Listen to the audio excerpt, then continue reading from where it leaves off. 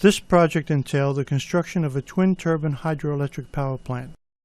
Gentek brings to the table over 30 years' experience in civil engineering design and was hired to create the demonstrative visuals for the construction company.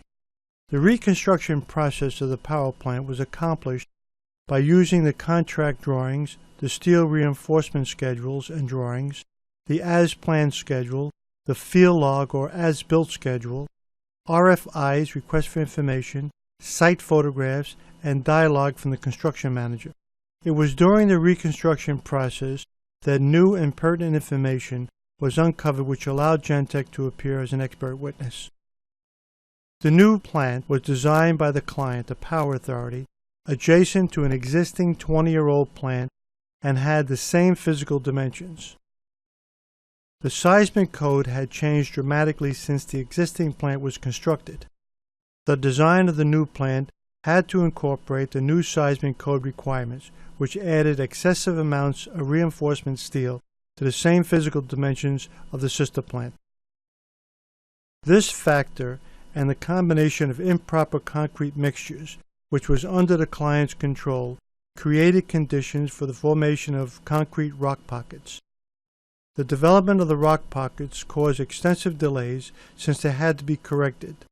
Those delays hampered the normal progression of work progress.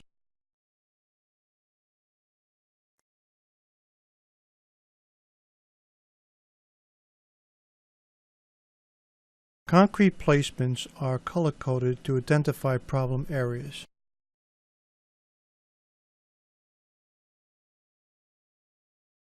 "198 separate concrete placements made up the substructure of the power plant. The concept was to animate the exact concrete placements in chronological order for both the as-planned and as-built schedules. The two models were placed side by side to emphasize the delays between the two schedules at different stages of construction. Although the assembly of all concrete placements were displayed in a relatively short period of time, the differences between each placement and the delays were shown proportionally correct. The comparison clearly demonstrates the delays by showing the gaps in time between the two schedules.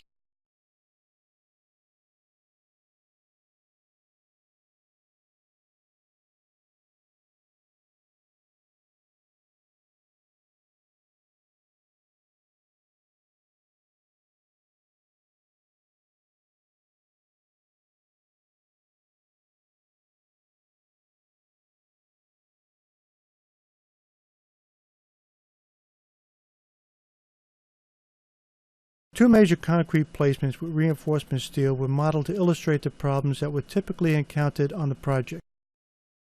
Field sketches and photographs were used to accurately locate and place the rock pockets.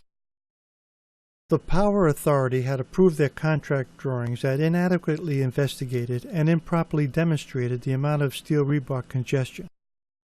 As the project got underway, the amount of RFIs that were generated clearly shows a lack of information on the contract documents. Specifications forced the contractor to use large air concrete vibrators instead of smaller electric ones that would have fit between the rebar congestion much easier and thus avoiding the formation of rock pockets. The contractor's frustration to build this complex project within the scheduled time was hampered by insufficient contract drawings, steel rebar congestion, improper concrete mixes, large air vibrators, and the formation of rock pockets. The concrete placements at the turbine cores were among the most congested areas. Taken from the contract drawing, cross-section FF was cut at the tangent point where two geometric shapes, a rectangular girder and a circular wall, came together. It became apparent only at the time of placement that the reinforcement steel could not be placed as designed because there were major built-in errors on the approved contract drawings that were impossible to detect otherwise. Due to the amount of steel, the normal practice of shifting steel to provide clearance was totally impossible.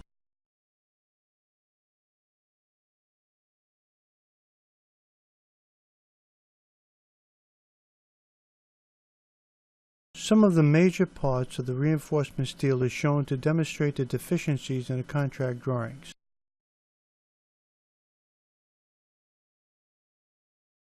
Congestion from the circular wall alone contributed to the interference of 39 major girder reinforcement bars.